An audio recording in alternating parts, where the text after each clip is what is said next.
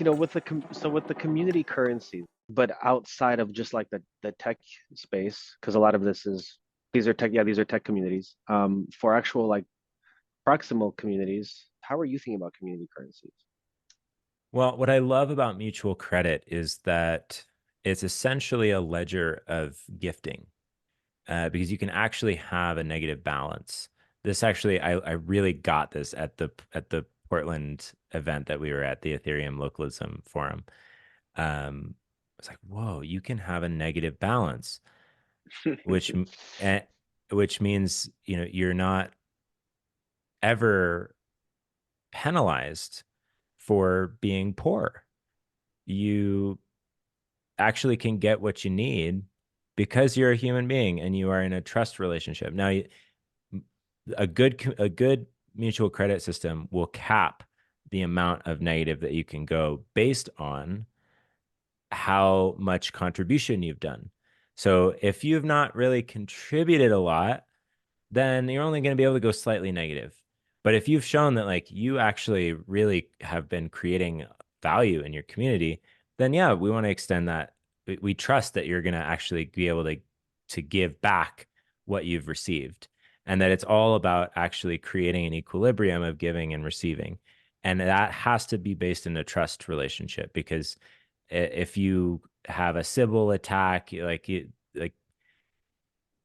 can't extend that trust to someone that you don't know. And how many people can you actually know? What is the cap of that? How do you go beyond that scale? And what is the appropriate scaling for these types of currencies? Those are important design considerations, Okay. but I think they're workable, especially if you have mechanisms where you could exchange across community currencies.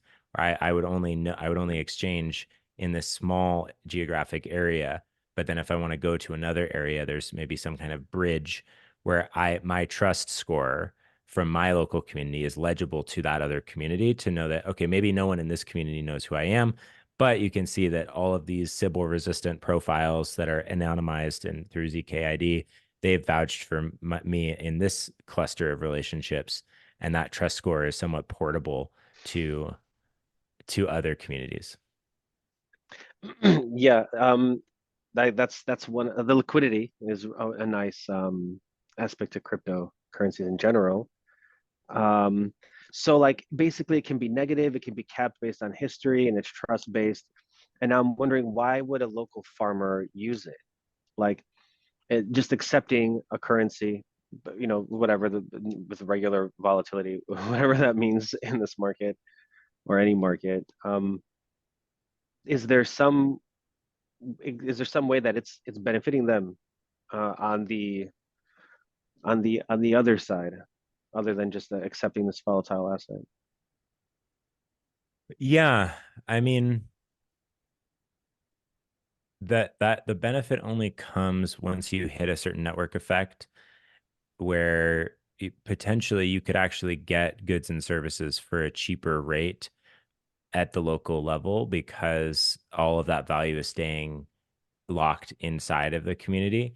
When you're paying for rent or you're paying for groceries at a big multinational corporation, you're paying for a lot of potentially unnecessary, you know, the amount of travel that the commodity takes, all of the like different levels of markup that are happening. So if you really localize your needs so that all of your core needs are being met locally, and that's why you needed the network effect of it, is like you actually need a butcher, you need a carpenter, you need an electrician to all be accepting this currency together. Um, then you could actually start seeing certain kinds of efficiencies at the local level.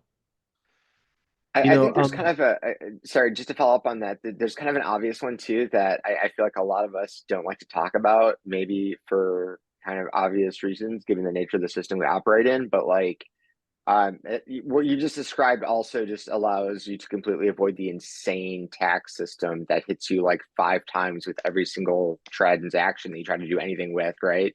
And it literally keeps wealth within communities, which obviously compounds. And just the value of that alone, in terms of raw wealth that you get to keep within a community, is just completely insane, right? That alone, that argument alone, you don't even have to get to any other, spiritual vibey stuff. It's just like being able to keep wealth within a community. Holy cow, what would that do?